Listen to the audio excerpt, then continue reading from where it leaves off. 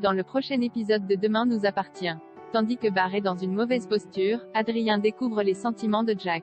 En parallèle, William a une idée pour retenir Manon. Attention, les paragraphes qui suivent contiennent des spoilers sur l'épisode de Demain nous appartient diffusé demain soir sur TF1.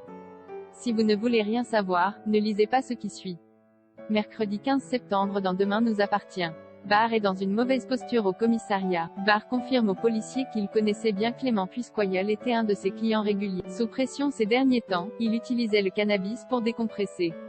Malgré son lourd passif avec la justice, le fils Valorta affirme qu'il n'a pas tué Clément. Lorsque Martin demande où il était au moment des faits, Barr répond qu'il achetait un canapé dans un magasin de décoration. Avant de quitter les lieux, il fait promettre aux policiers de ne rien dire à sa compagne. Pendant ce temps, Chloé informe Alex que Barr est soupçonné d'être impliqué dans la mort de Clément.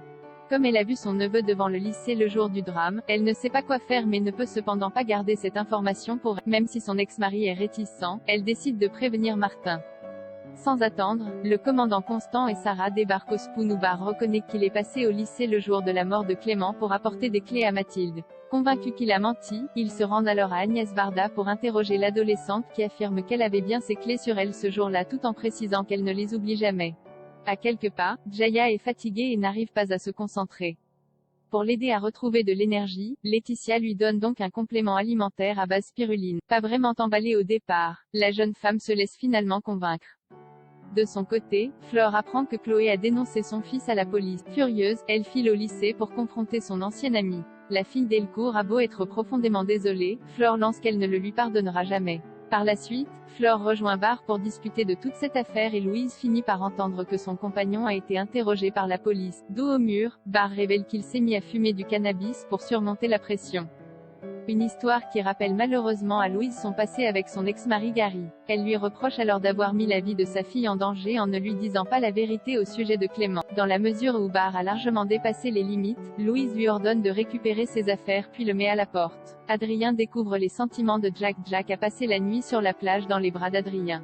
En rentrant chez lui au petit matin, il se confie à sa sœur sur sa soirée avec celui qui habite ses rêves. Des étoiles plein les yeux, Jack est convaincu qu'Adrien a des sentiments pour lui. Peu après, il le rejoint à la paillote. Pour sa part, Adrien envisage d'emmener Sophia camper à la Belle Étoile dans l'espoir de se faire pardonner mais également de se réconcilier avec elle. Comme elle ne répond pas à ses messages, Jack lui conseille de lui écrire une lettre. Plus tard, Jack se dirige au lycée pour remettre à Sophia le courrier d'Adrien. Sur place, elle déclare être au courant de ses sentiments à l'égard de son copain puis l'invite gentiment à laisser tomber pour éviter qu'il ne se fasse du mal pour rien. Peiné, Jack quitte la salle de classe avant de déchirer la lettre. Dans la journée, Jack aide Adrien à monter une tente au bord de la mer. Sophia étant en retard pour leur pique-nique, le fils d'Alma lui envoie un message. Comme elle ne comprend pas de quoi il parle, elle l'appelle et accepte de le rejoindre à la pinette d'autant qu'il lui manque depuis leur dispute. Mal à l'aise, Jack présente ses excuses à Adrien et récupère ses affaires pour les laisser tranquilles. Par la suite, Sophia et Adrien se retrouvent avec bonheur. Lorsqu'il apprend que Jack est allé parler à Sophia sans lui donner la lettre, Adrien comprend qu'il est tombé amoureux de lui et s'en veut de n'avoir rien vu car cela a mis leur couple en péril. Mais pour Sophia, le plus important c'est que toute cette histoire soit désormais derrière eux. Concernant son projet pour Goa, Adrien affirme à nouveau son envie de partir mais ajoute qu'il ne veut pas la quitter. Le couple décide alors d'arrêter de parler de tout cela et de profiter de cette soirée en amoureux. William a une idée pour retenir Manon. William et Aurore s'inquiètent pour Manon qui a décidé d'arrêter ses études pour entreprendre un voyage autour du monde.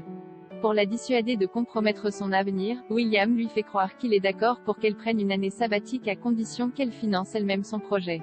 Une idée qui ne plaît pas du tout à Aurore qui sait pertinemment que le manque d'argent ne découragera pas leur fille. Sophia a quant à elle préparé un budget prévisionnel pour aider Manon.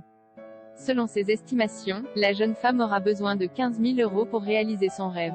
Déterminée à travailler pour le financer, elle écume les entreprises de la ville pour dénicher un job. Après plusieurs refus, Manon dépose son CV au Spoon.